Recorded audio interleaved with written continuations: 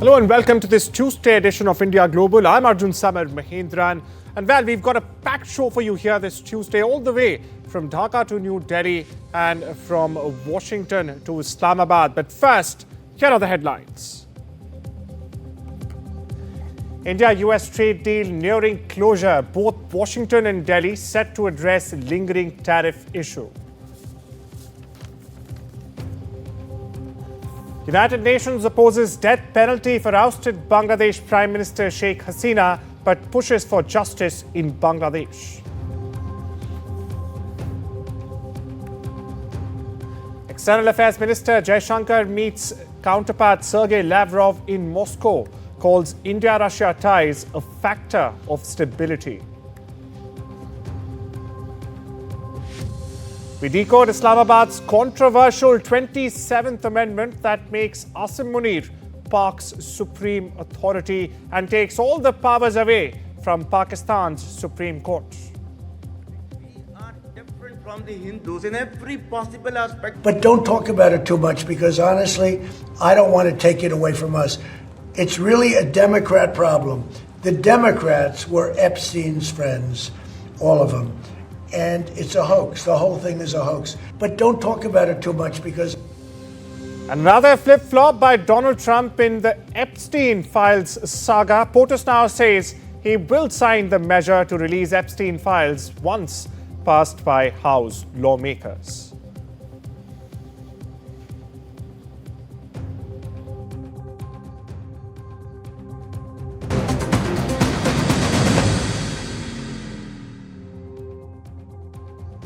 On to our top focus this Tuesday on India Global viewers, where India and the US, or New Delhi and Washington, are closer than ever to finalizing the first phase of the all-important new trade deal.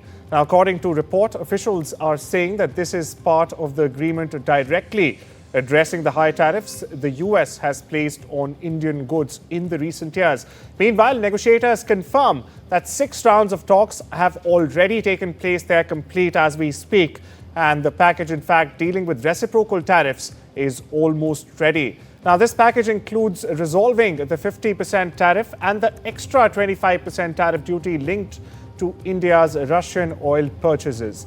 My colleague Rishabh Bhatnagar gets you more.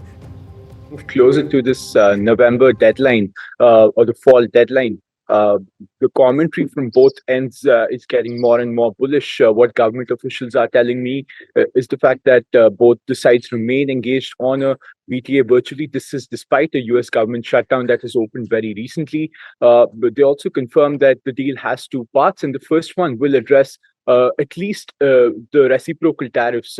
What we don't know so far is that whether it will address all kinds of tariffs. So it could be very well that it could actually end up addressing the Russian oil tariffs as well as the Section 232 tariffs that are there on various products. So the first tranche of the deal, very, very tariff focused. On the other end, you have the US White House advisor, Kevin Hassett, also saying that both countries are heading to the finish line with respect to at least the first tranche of this deal. So high probability of it being announced before the end of this month. So within the next 12 or 13 days, we could hear from both the sides on a first tranche being signed by both the countries.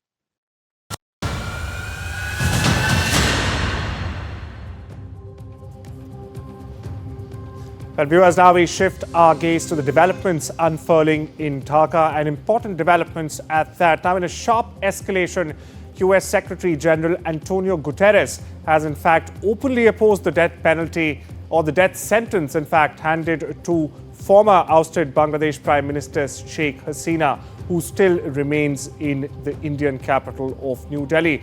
Meanwhile, Guterres' office says that trials in absentia must meet international fair trial standards, also echoing human rights chief's warnings that even serious allegations cannot and must not bypass due process. Listen in.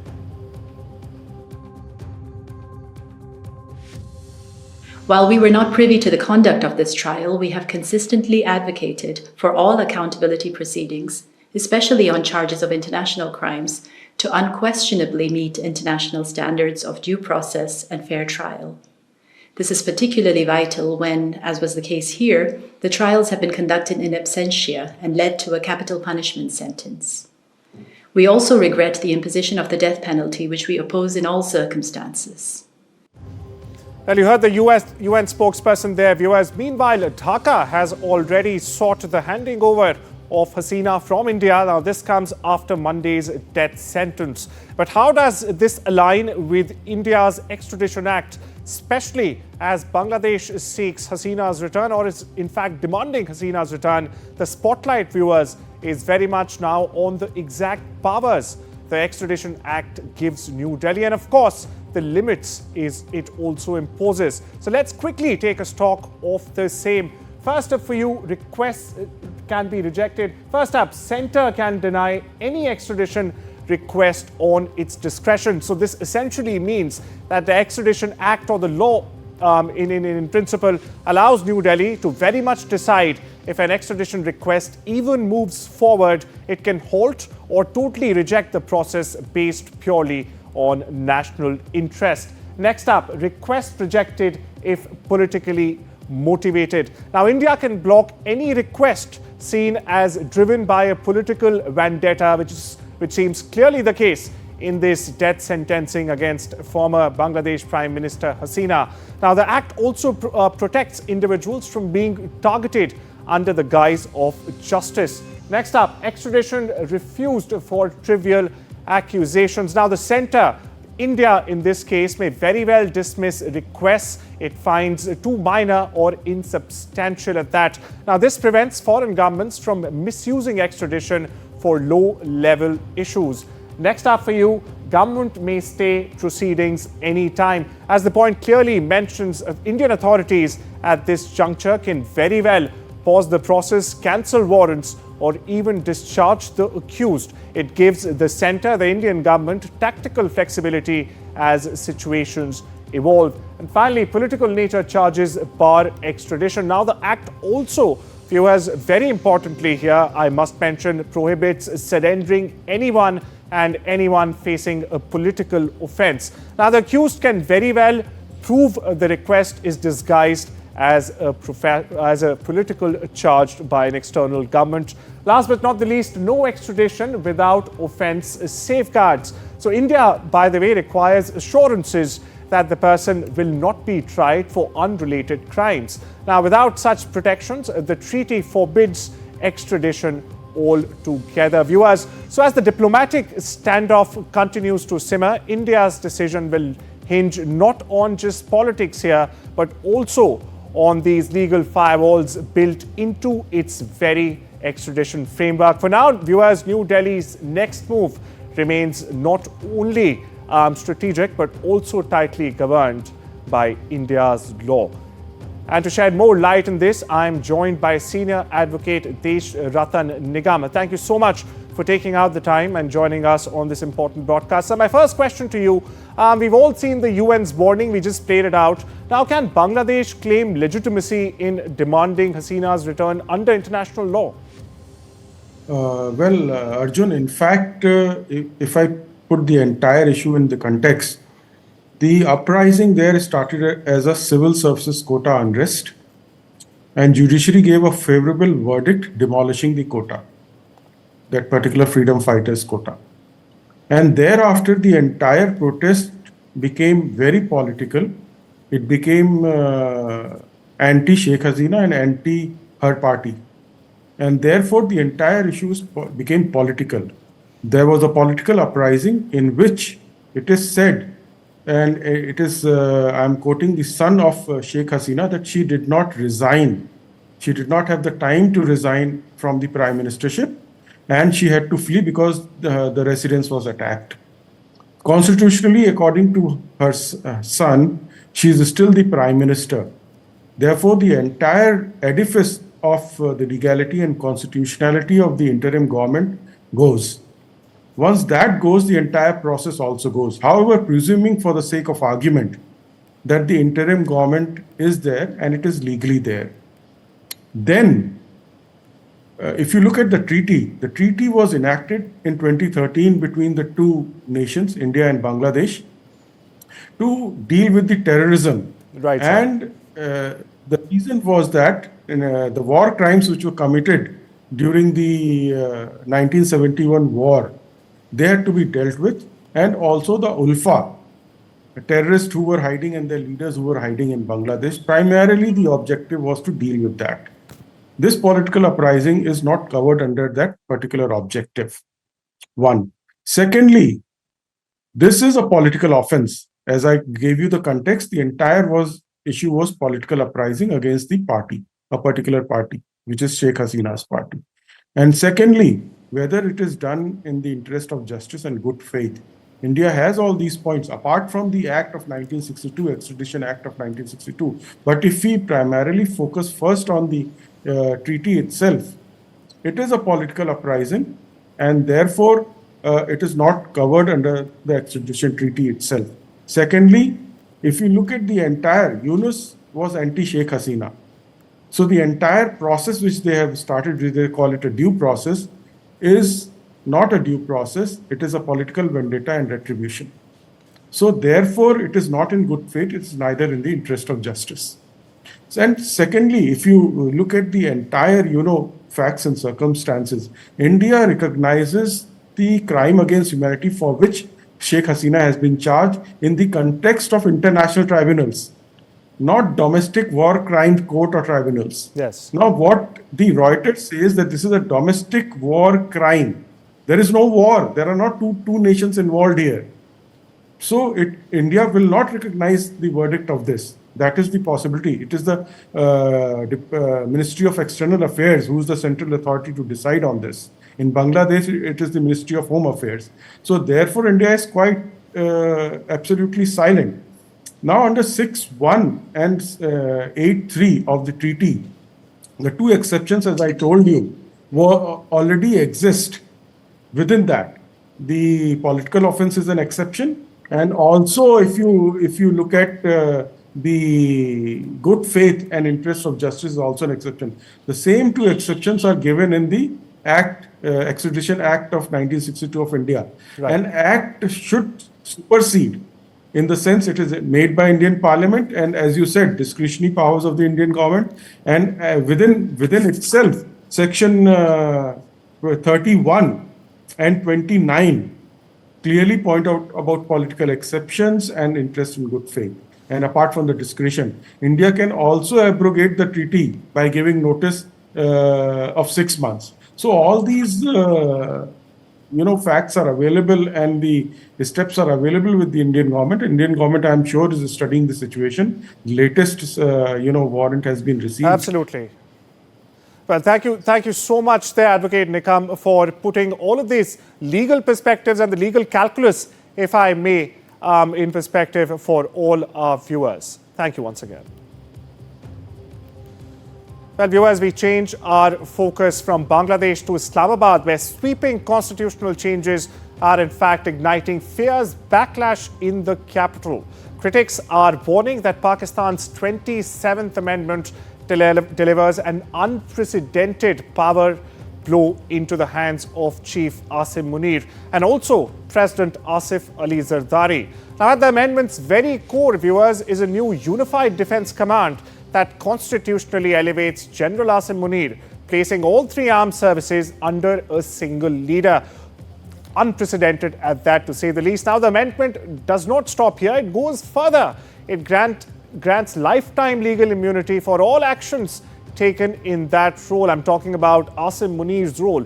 It removes any future judicial oversight whatsoever over the army chief's decisions, his conduct, and whatever he does in the future. Meanwhile, speaking of President Zardari, he also receives similar immunity. Now, this has sparked concerns that the top executive is being placed beyond the reach of accountability, beyond the purview of accountability here. Meanwhile, a new federal constitution court has also been set up. It will be controlled through executive-aligned appointments. It has now taken over key constitutional reviews, even as we get you this broadcast. Now, this essentially, viewers, diminishes the Supreme Court's traditional watchdog role across Pakistan. Speaking of the Supreme Court's role, its authority has been narrowed dramatically, even more than the last constitutional amendment, the 26th Amendment. Now, be it the power to take up constitutional matters or even suo motu matters, the amendment has hollowed out one of Pakistan's last remaining institutional checks. Meanwhile, judicial transfer rules are also being re-engineered, shifting leverage towards an already embattled judicial system. One critic's fear may very well, viewers, lose its ability to act independently altogether.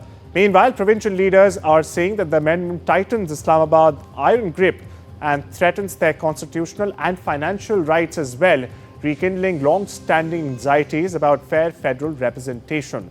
Now, marking their protests, at least 2 Supreme Court justices and 1 Lahore High Court judge have already tendered their resignations. For more on this, we are joined by Dr. Abhinav Pandya, the CEO of USA-NAS Foundation. It's a foreign policy think tank and a counter-terrorism outfit, and he's a counter-terrorism expert. My first question to you, Dr. Pandya, and thank you so much, in fact, for taking out the time and joining us on this important broadcast. Sir, does this 27th Amendment effectively place Pakistan's army and the presidency above the law? Yes, I mean, this amendment is specifically designed to give overwhelming powers to Pakistani army and just to subordinate all the other institutions to the Pakistani army. And more specifically, I must say, these are also designed to empower one person and one institution, and that is the Asim Munir and the institution of, his current position, that's Field Marshal. And definitely, I feel that, if you can, the way you look at things, Pakistan is facing major challenges on military front and security matters from various provinces. So this is an attempt to strengthen the control of the center, of the federal government, over the state-related matters, particularly provincial financial and security matters. And they want the entire power to go to the army. And you can see that in the times of Musharraf was challenged by the judiciary. Judiciary was a big headache for Pervez Musharraf.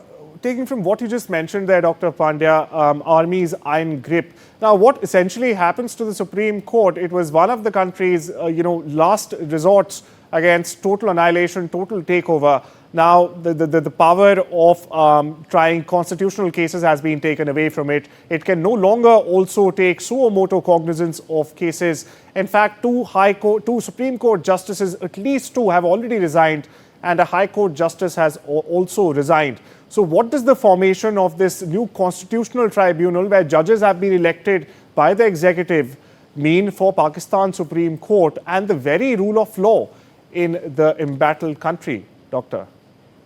So you can see that the Federal Constitutional Court has been established, and they specifically mentioned that it will address the constitutional matters.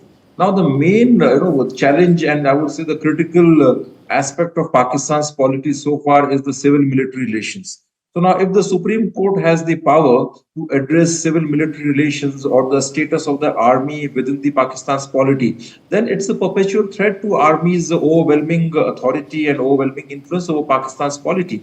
So far, they have retained their control and authority through various dubious measures like terrorism, war with India. But now they want to institutionalize Army's paramount position, Army's position of eminence in Pakistan's polity. And for that reason, they have created this Federal Constitutional Court, which will work more like a stooge of the Pakistan Army's head. And they will ensure that, this particular court basically preserves and guards Pakistan Army's overwhelming position in Pakistan's polity. There was only one challenge that could have come, and it was from the Supreme Court. Now they have defanged Supreme Court, they have neutralized Supreme Court. That's not even in the position to challenge Army's constitutional position.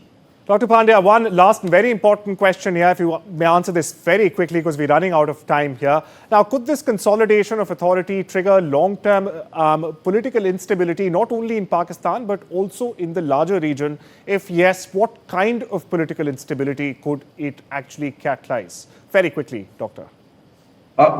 This strengthens Pakistani army. So certainly it basically weakens democracy in Pakistan further.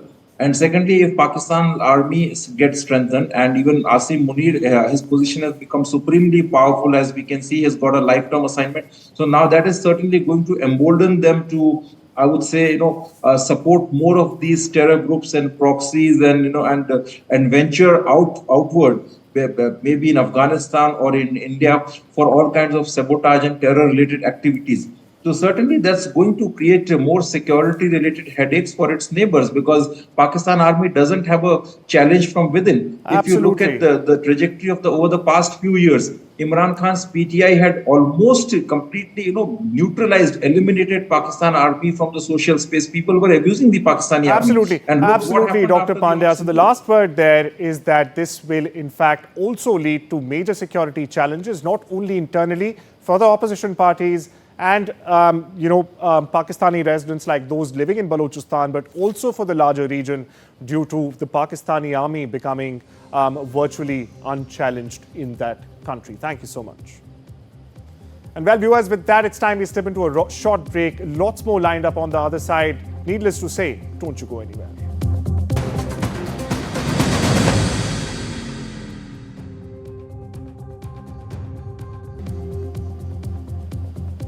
Welcome back, viewers. Over in Washington, the Epstein files saga is turning into a full-blown political pressure cooker. In the latest, the Trump administration is caught between campaign trail promises and a base that, in fact, wants answers yesterday. Now, there are some new emails, old grievances, and a trail of missed deadlines altogether. And all of this, viewers, is now fueling a full-on Washington showdown that in fact shows no signs of cooling in the near future. We leave you with this report tracking the very controversial Epstein case timeline.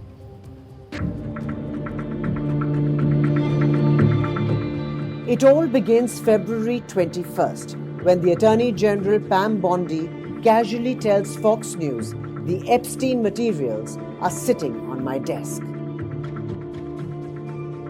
That off-the-cuff remark lights the fuse.